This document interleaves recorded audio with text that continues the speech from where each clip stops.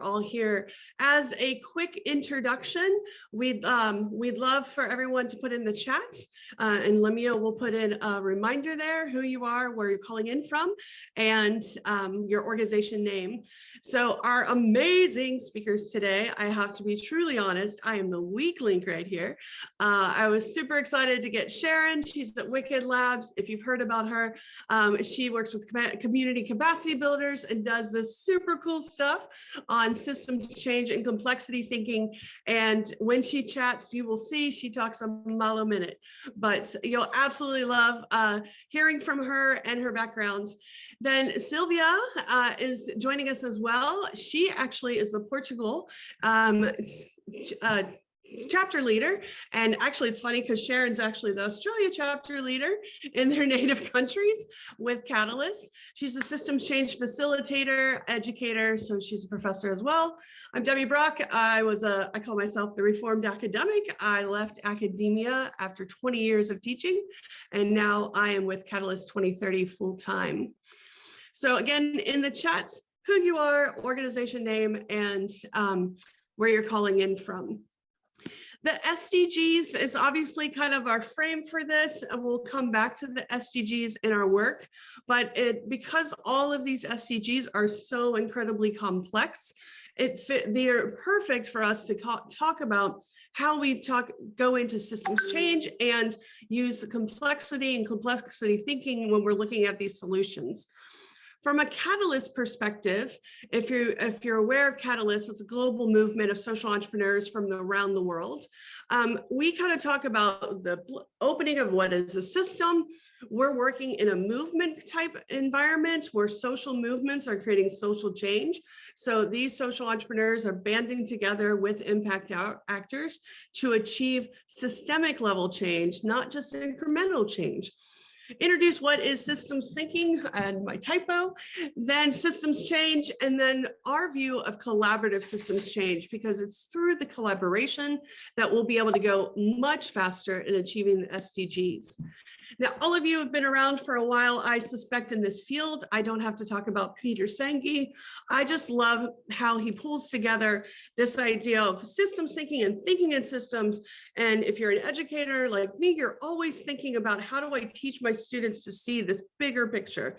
But in that, we have to change our mental models and the way that we view things and work as a team. And that's really important for us in today's session, because what we've learned is all of us working in the same shared vision, but all of us listening and hearing from each other, because we'll learn more going together, and we'll move faster, obviously, if we're working together. Obviously, the system introductory, the set of things, people, cells, and molecules, whatever it happens to be. But it's these pieces in the integrated, interconnected pieces, and the patterns that happen is how we're going to end up with this system that's constantly changing and moving along the way. But if you think about the system as a mental model, that the words we use, what we're doing from an equation or a mathematical, the computer programs, a picture that we see, all of these mental models are shifting and adapting along over time.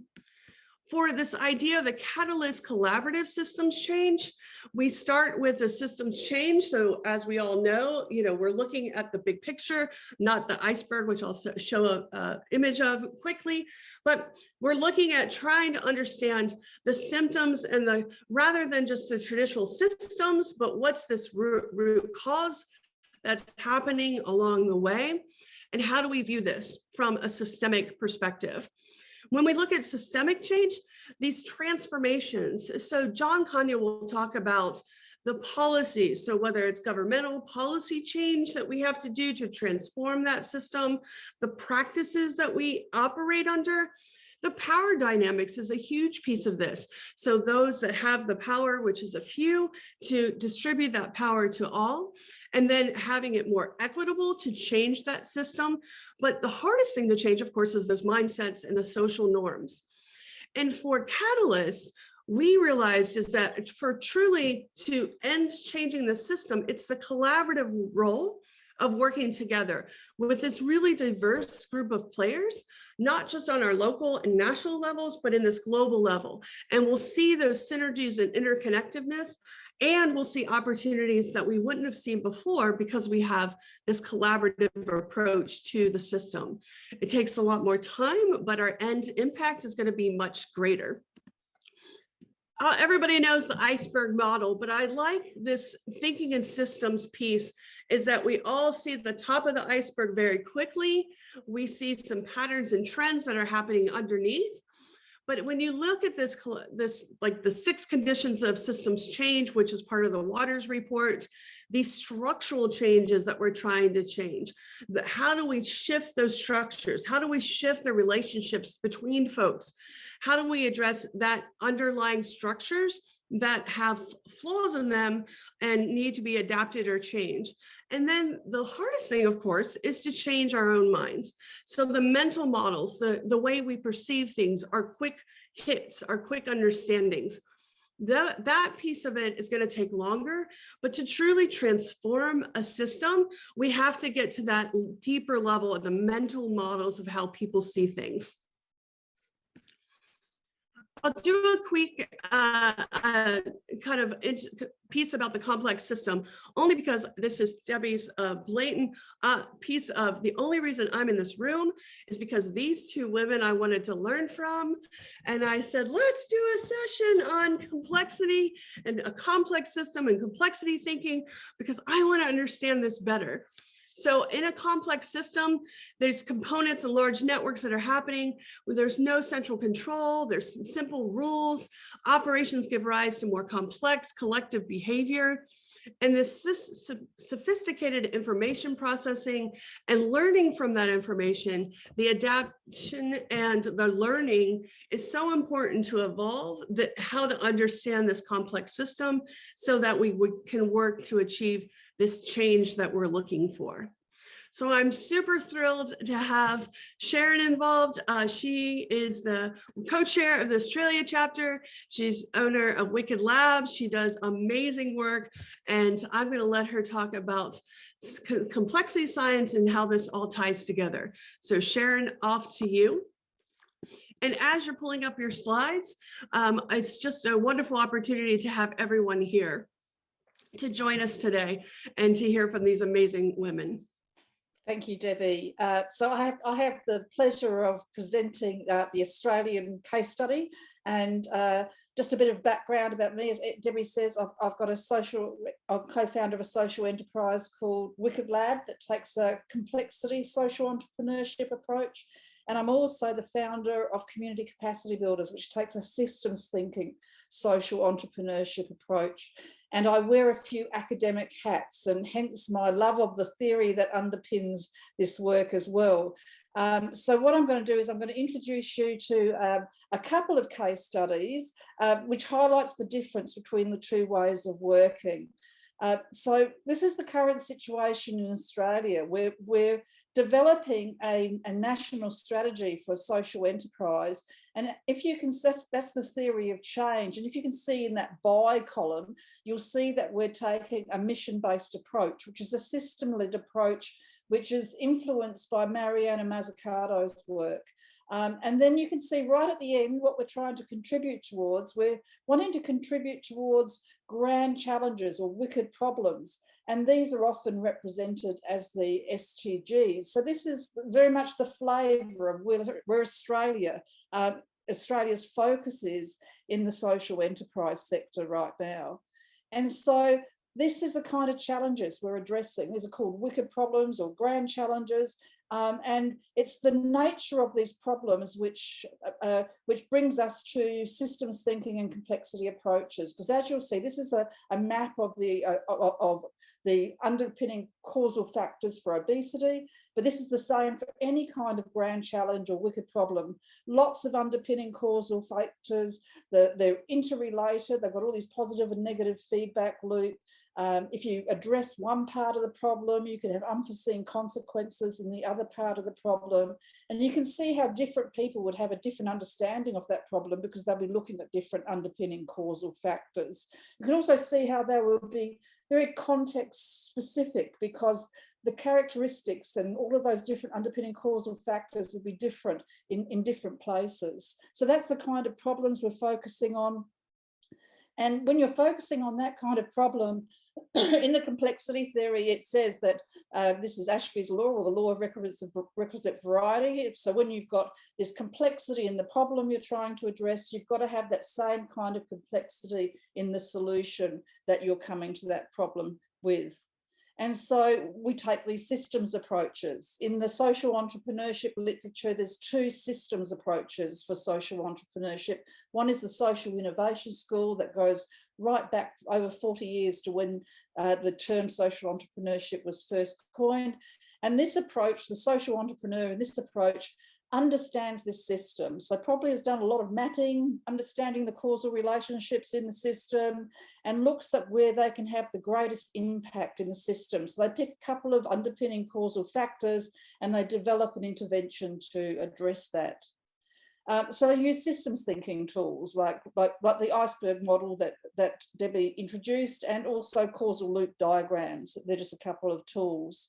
An Australian example of a person who, a social entrepreneur in Australia and a social enterprise in Australia, is Luke Terry from White Box Enterprises, identified that the system was stuck for employment services in Australia. The government was spending $1 billion a year on employment services. Only 3% of the 700,000 people in these services each year were being successful, and only 27% of those 3% had a job after 13 weeks. If you compared that to the work the social enterprise sector was doing, they were getting 80% success rate in 13 weeks. So he identified this issue with the system with regards to employment in Australia, and then he actually intervened, did a hell of a lot of lobbying, and has got a payment by outcomes pilot up with the Australian government. And he's taking the whole system with him. So he's coordinated all the WISEs, the work integration social enterprises in Australia, to get them to have the same opportunity. So that's that kind of systems approach.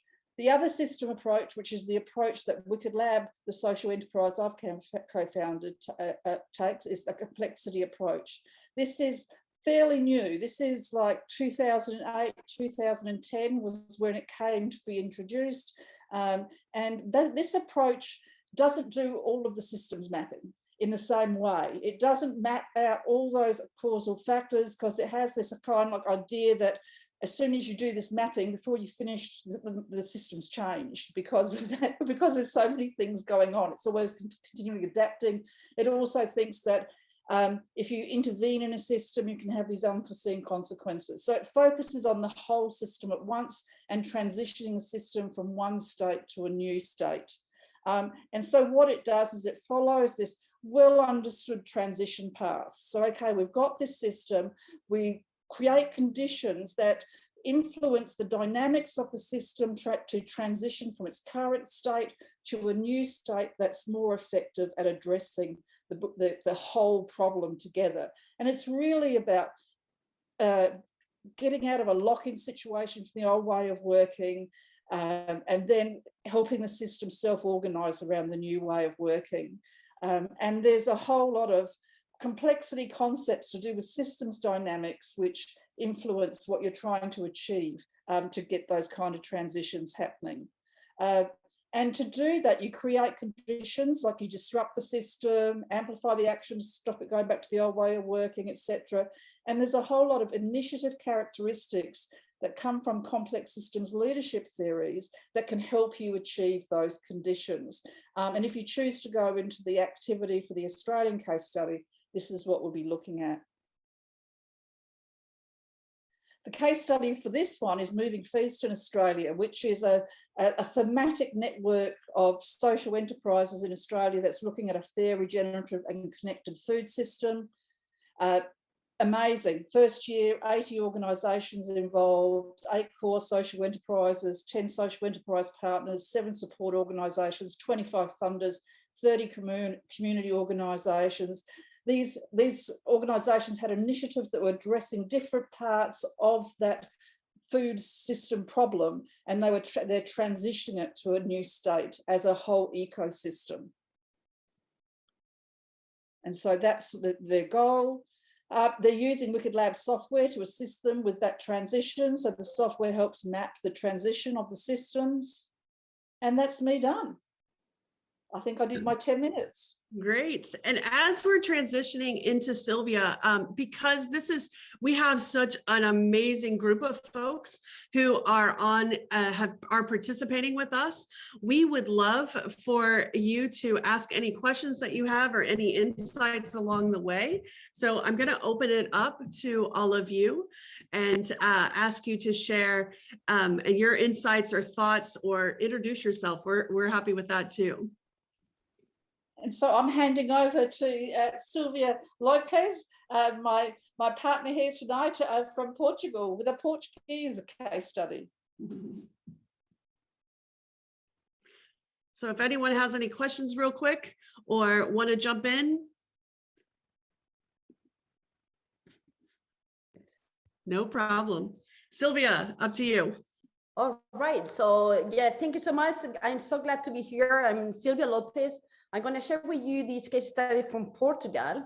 As following the introduction from Debbie and also this mix of scholar and practitioner, I'm a co-founder of another center devoted to promote system change strategies, supporting organizations for that.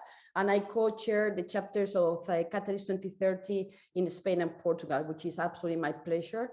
And I have shared, I also had at a university, I teach in a business school about management of social economy enterprises and system change as well. So I brought this case study here because I thought, it would be very interesting to complement what Sharon was sharing, getting a bit into the details. It's a case study developed within the experience of a university, very experimental, as many of these experiences are. And I thought this is very interesting because it shows how this approach can be introduced as we are working already on things. So this is a case of a great project developed by a great team trying to improve the inclusion of disabled people in Portugal.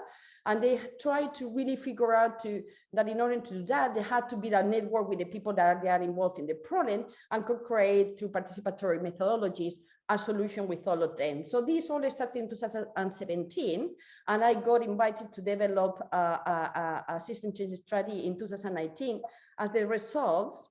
Let me see if I can, sorry. And the results, they weren't as expected, and I get you to there right now. So here I try to show how this is a very important topic, and this is the reason again why I chose it, because it's really everywhere. So, and I think it's very interesting as well because it touches every social and economic level. So there are many organizations working with disabled people over the world. So it could be something interesting to replicate. So what it was interesting that this team, after doing what most of the people we have done and we do is to really collect information through interviews, focus groups, and, sometimes how to have a consultancy to treat data, they came up with a list of priority. And with a view of the problem, like it shows a bit like this, that in order to solve the problem of disabled people, we had different things that we had to tackle. So we split it into different areas, and therefore, as they did, they structure in different phases of a problem, which you probably are with me on the same page. Is not the best thing to do, as Sharon was presenting, because we are actually fragmenting the complexity of the problem. So here in 2019, in December, I was invited to join the project in order to see how we could really make of their solutions something more sustainable, where the community was actually more empowered to carry on without the dependency of the team, and at the same time, the impact will be more systemic, because they didn't get that in the first stage of the project. So here to show you that they work together to reshape and to readapt, the strategies as they were already developing it, how to integrate a system change view into their own work without having to making any disruption of the process, which is the most important thing. So we figure out, different lines of work, and the first thing we did is actually to create the capacity building of the team in order to understand, how to shift the minds to this division. And, as Debbie and Sharon were introducing before, it's very important, to shift the view to actually understand the problem from a linear perspective to a more, systemic and integrated perspective, where we can recognize how, in this very simple graph, anything we could do with disabled people related to any of these two problems, these problems, they were interconnected and they were interdependent. So that's why, anything we would do in one of the areas will influence and change what we do in any of the areas. So anything we do had to actually move away from the idea of, thinking that in order to get to sustainability, as is trying to represent in this graph, with the different dimensions of sustainability, as we know, in order to say, okay, let's start with something and do something on one topic, and, and try to, leverage, change through one of the angles of sustainability. But we move into the second part of the graph. We say, okay, as you are already, working on topic space, okay, we'll shift this first strategy on the education aspect of disabled people, which is the phase where I was invited to join forces, but we do it from a systemic change perspective that, as Sharon is saying, recognizes and works on the nature of these problematics, which is complexity, which is complex. With the idea to, in the future, you guys can evolve and we guys can evolve into bringing together all those strategies and actually integrating and designing, a more systemic and holistic strategy, to address the whole problem of disabilities, all together where all these interrelation and interconnections, they are represented. So this is what we did. And the most important, another part what we did with the team is to actually, they had created, a great level of engagement from the community.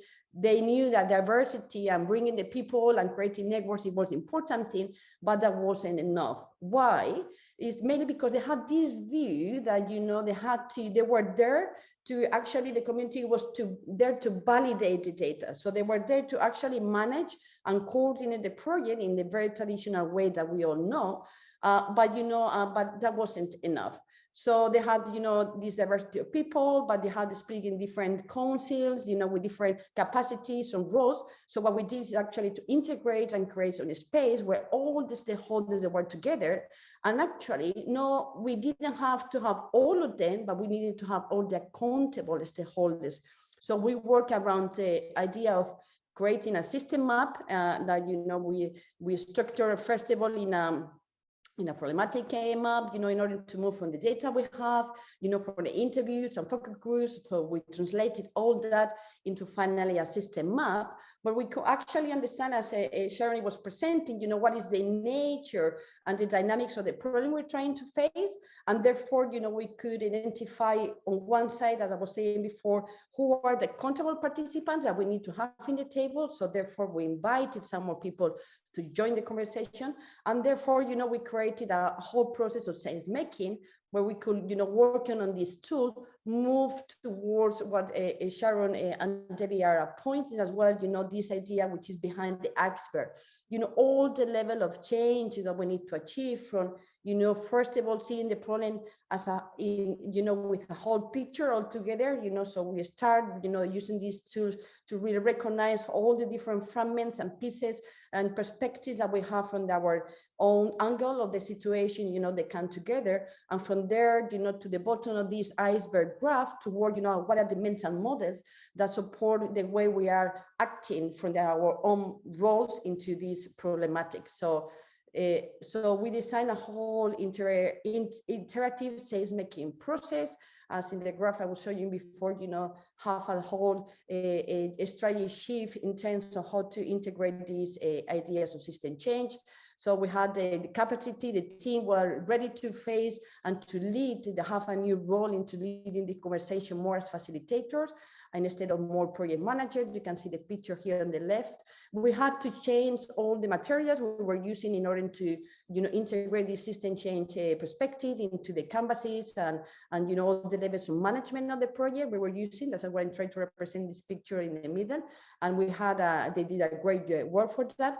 And as you could see, you know, the time we were started to introduce this strategy, it was COVID time. So after one presential meeting, unfortunately, we moved to online. That was quite challenging, but we do learn a lot. And the outcome we produced at the end of the couple of months, and this is the basis of where, you know, this whole community are working right now, is this is collective systemic strategy, where we can see that now, instead of having fragmented view of what the problem, you know, how to address the problem, as they were doing before, you know, with this more linear perspective of project management that we are more used to all do, you know, that's a tradition. We'll move into, you know, having this view that, you know, this is the, first of all, the product of the own work, the collective work, where you can see, you know, the picture represents at the very border of the top, you know, what is the objective that we're trying to tackle. And after moving, you know, through this process of interactive work, from the analysis of the problem to what are the, you know, the problems that we need to address, and therefore what are the objectives, we can see here in the yellow balls, you know, the different objectives and pilot projects that they decided to be the priority in order to start to tackle the problematic, of course, after having done, you know, some very structured analysis about how to address the complexity of the problematic. Though they came up with these 7, you know, pilot projects, where we can see here, you know, what are the main activities, and these main activities respond to the main problematics we want to change, how everything is interconnected. So we are not working anymore in a linear fashion. We are really working and being aware that everything is interconnected, so we can use this tool, because this is the whole purpose of this tool, is to be a live tool that allows us to see, you know, what are we doing by now, because we know this has to evolve into different stages. And so how everything's connected, so we can follow up on our, you know, different actions, but the topics we need to address, but also through the synergies. And, you know, and it was very important as well, you know, to coordinate these synergies.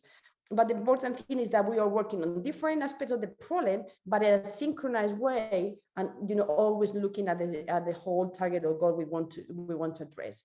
So we created this space, which is not anymore a network, but it's a space of collective, co-creative work, which is all the stakeholders that are presented, again, you know, are the accountable ones, and they have learned over the process of work to work in an adaptive management way. So we have created this process where, you know, learning and adaptation, as David was mentioning, is part of the whole management culture.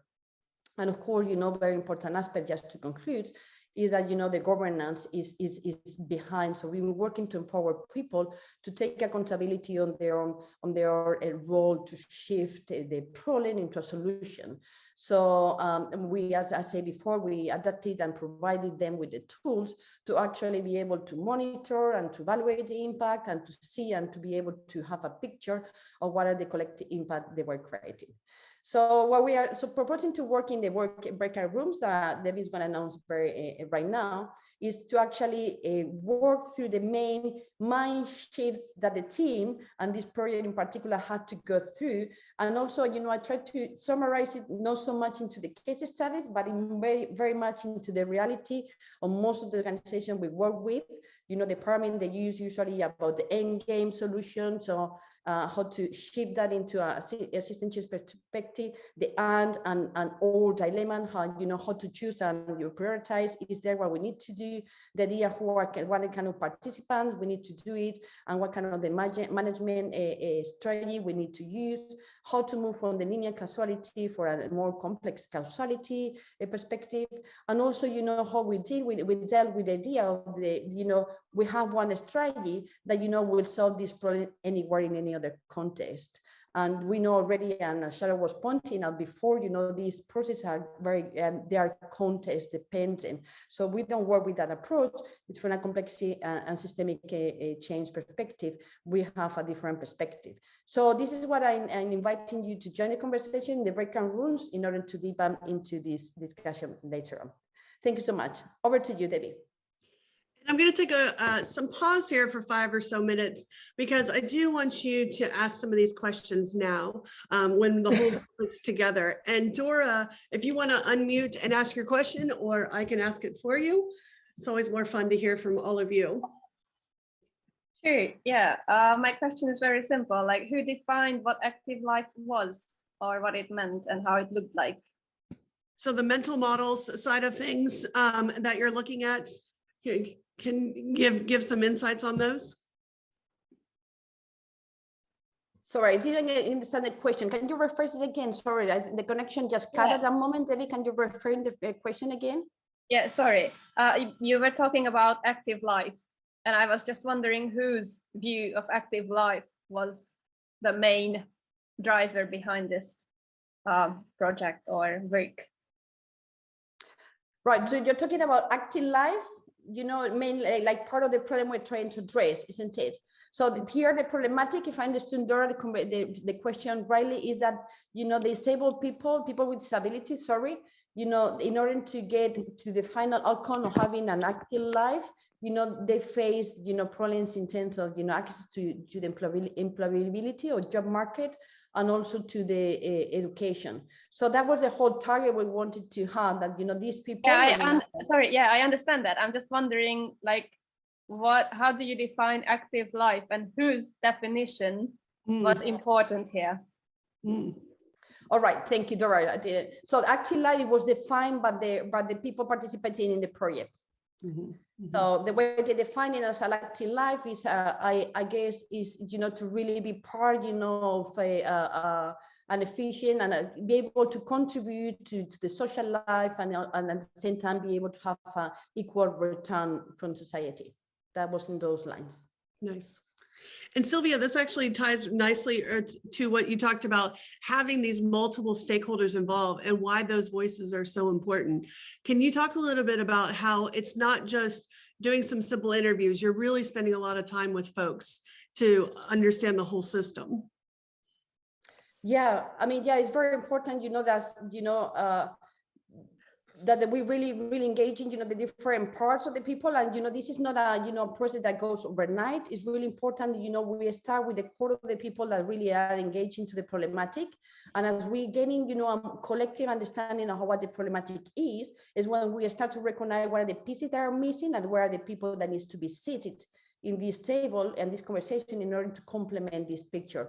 So this is the overall process that we work on. This is why Debbie is very important, and we are talking all the time, that we shift from the idea, you know, projects and phases and particular outcomes, and we move to the idea, you know, working in transitions and in processes where we have already a very clear understanding, as Sharon was presenting as well, of what are the different stages of how to move from point one to have a very collective understanding, and, you know, even the capacity, as I showed here, of creating a collective agenda and acting collectively. But this is a process and needs to go through different stages. But investing in that is the most important thing of this whole strategy. Yes, indeed.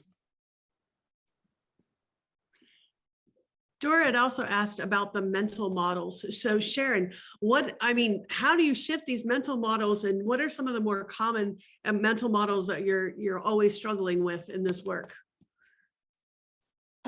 I think even because the work that we do at Wicked Lab, we work with governments and we work with universities, and we now work with networks of social entrepreneurs, and taking people through like we take people through complexity training, but when we actually get down on the ground, and it'll be interesting to see if Silvia's found this as well, people do revert back to a more mechanistic way of working.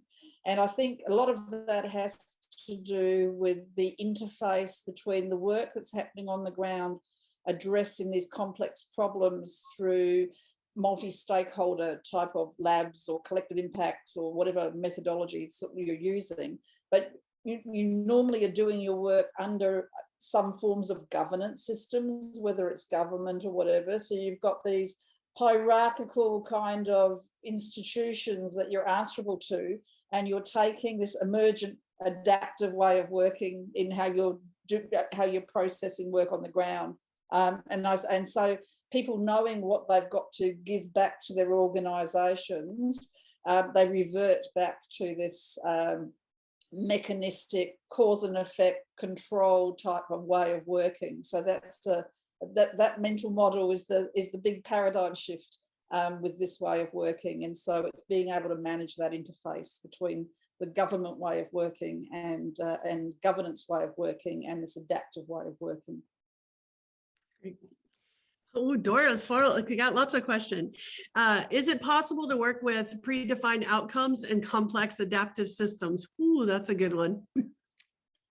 I'm out. I'm just asking the question. I'm actually finishing off a paper this week. Mariana Mazzucato's policy framework has like the SDGs and grand challenges, but she takes a mission or a targeted type approach where you've got all your initiatives going after a set of missions, and all of those missions are going towards the more complex adaptive problem.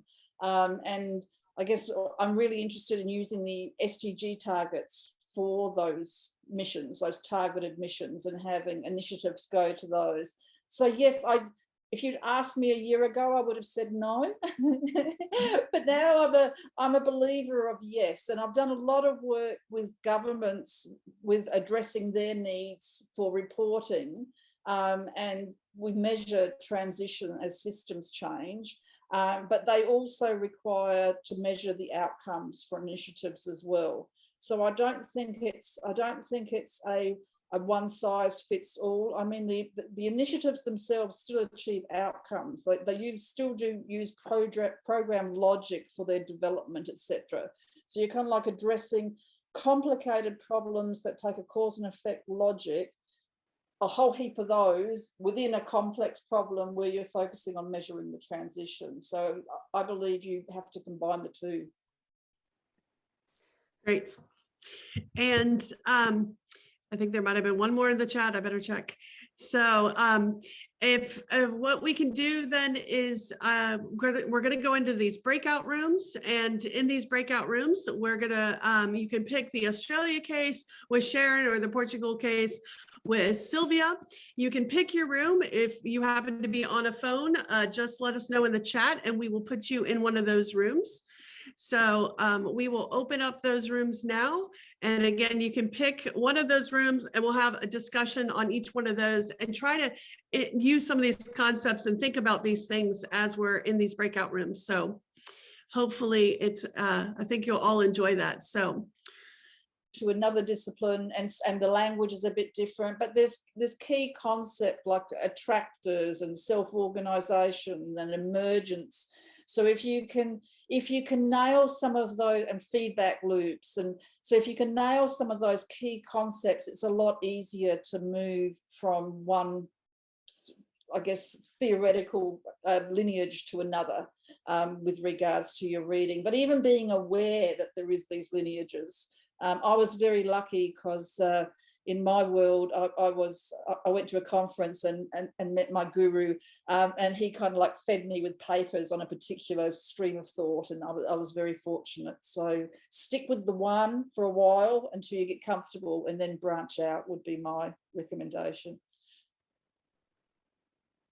Thank you. other question, other updates coming from those sessions? In our breakout room, we weren't able to finish the last idea. We were in the middle of it, but I mean, I think I will leave it open more than and keep on, trying to explain, in a simple way what it meant, this concept of, the idea that, any methodology and model really respond to our problem, which is in line with what Sharon is just saying, every context is different, so our realities are different, so we'll see sometimes processes happen that they are different, therefore, conceptually we need to look for different concepts, as well as in terms of strategy, we need to align different processes. But this idea that that whatever independently of the context, these strategies of system change and system respond to principles. So that's important to always to remain that there are always patterns, and there's always some roadmaps, not so much methodology, but roadmaps you can follow, and this is more and more well known. So follow what Sharon is saying in terms of different approaches to it, and keep on reading on that. Do not apply just one. Make sure whatever you're applying is necessary for your own test. Always adapt and make it bottom up. But any question aligned to that? So otherwise we can move on. And feel free to raise your hand and we'll pass off to you as we go.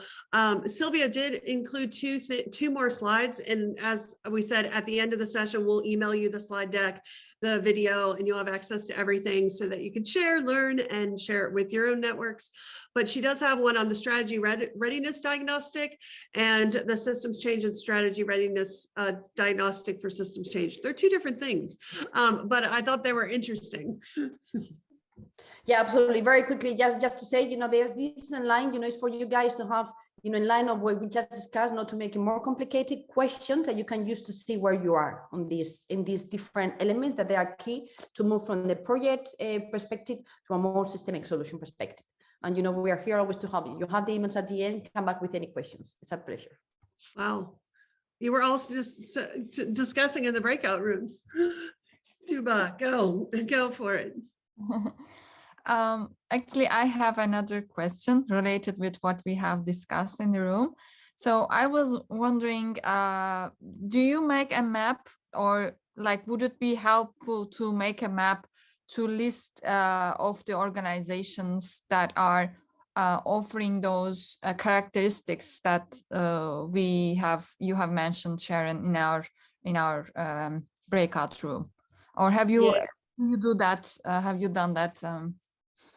Yeah, so that's how we operate. We work with communities for them to define their boundaries, which is like the wicked problem they're addressing, or the wicked opportunity, and the geographical boundary. And then they go looking for all of the initiatives in their community that is addressing any parts of that problem. And then they have a look and see, and that table that we used, they have a look and see if they've got any of those characteristics existing. And so they celebrate the existing systems dynamics of that community already. And then they come together as a community and look at, okay, how could we strengthen this? How could we strengthen the system dynamics? Yes. Can I ask you something? Because I'm always interested in those who are not included, because that's the opposition, and you need to kind of understand what's happening there and involve them in some way as well. So to make a map of all those people who are included in a certain topic is one thing, but for all those opposing to it is another thing. And that's the defined version, and then we have the gap in between that says, okay, I'm indifferent to a certain point of view. So we use a piece of software, and the software produces a transition card, which shows everyone, all the initiatives that are in the system and how they're actually contributing to systems change. And this can be embedded on a website. So that you can see who is playing and who's not playing together in a particular system. So it shows if there is key players that are not engaging in the system. But that's the organized key players. That's when you're doing the mapping, and we've got another map which I haven't shown in the presentation, but we also have a map of the organisation. So this is the initiatives, but we also have a network map of the organisations, which shows, and it shows, what type of organisations by the different colours. So they, state government, federal government, community organisations, Indigenous businesses. So it's very clear to see who is engaged in the system and who is not engaged. So you might look at your map and think, we've got no social enterprises, or we've got no local government, or we've got, and so that's part of the analysis as well, is to see, okay, who aren't we talking to? So that is part of the process as well. I was doing a project, and there was this undercurrent of within a community of an anti-Jewish group within a certain part of it, and that was a kind of sentiment which popped up during the process. So that made it really difficult to address that, and I can't imagine that's the only time that this happens, that there is this kind of sentiments popping up which are there but not addressed in the official groups. We haven't come across that yet, but it could be the kind of problems that we've been engaged in. We're finding, and this comes to a question that was asked earlier with regards to this work taking off in Australia.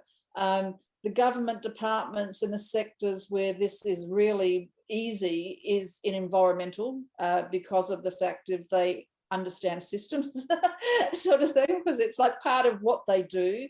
We've never had a really conflicting problem. Like we've talked about terrorism and the kinds of problems that it could be used for, but we've never actually found ourselves in that situation. So I really can't talk to that, because we've never found ourselves in a situation where there is something that is really opposing to a movement. Also, because we focus on the interface between government systems, also, we're usually working in a space which is a government policy problem that we're focusing on, because that's the difference between complex problems and wicked problems. Wicked problems are complex social policy problems. So you're usually getting a lot of support with regards to government folk who've got an interest in this as well. Great. And as we're closing up, and I'd love for this discussion to keep going on, but I know time-wise, we can't really do that. I think I'm sharing my screen. Nope. So as we're closing up, I wanted to give a couple of slides of summary and of the lessons learned here. Obviously, understanding the problem from multiple perspectives is so time consuming, but it's so worth the time. So getting that greater understanding of the system and being able to map it is critical. That working in teams part, and I love what you said, Carla, of making sure that other voices are there as well, that we hear all those voices, and those hearing from the people that are closest to the problem, that they're a part of this, not just the people, the educators or the group of, government folks, what have you. Mapping a system is complex, takes a lot of time, and Sharon is going to share in the chat a workshop that they're doing. It's an intensive workshop. It's not cheap, but you can see the level and depth of the Wicked Labs materials and their resource, their technology that they use to map it. And then complexity approaches obviously are so important for us in our work, working on the systems level. So great lessons learned. And a couple things for what's coming up. Yesterday or 2 days ago, the Acumen Fund did a program with the Meteor Group. It's on systems practice. It's an intensive study. It started January 25th. You can still jump in. The key here is if you don't do it as a team, you will get disinterested. We worked together with 5 folks from all over the world and did one in the fall on education and how do we teach others about social innovation and social entrepreneurship. There's actually a video that we actually talked about it that will be of all these programs from this week Learning Festival that we'll share as well. But that program and information and the link is available. That will be in the chat. And then, this is all of our contact information so that you can reach out to us. If you have any questions, we'd be happy to chat with you and talk further.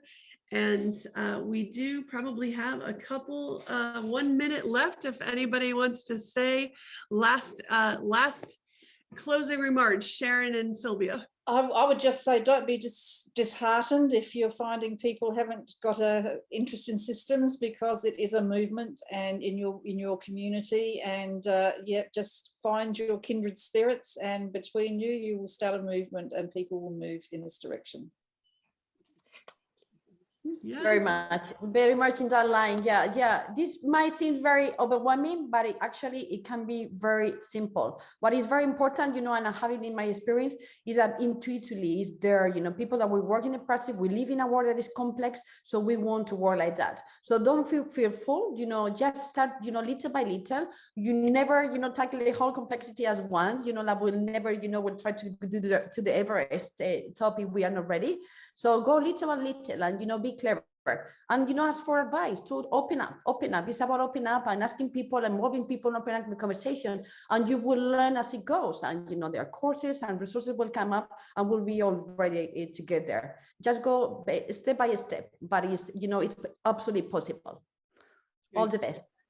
Thank you all. You can unmute, say goodbye to everyone. And again, we'll share everything with you. Thank you so much all. It was a great session. Thank you. Thank you. Thank you so much. All the best.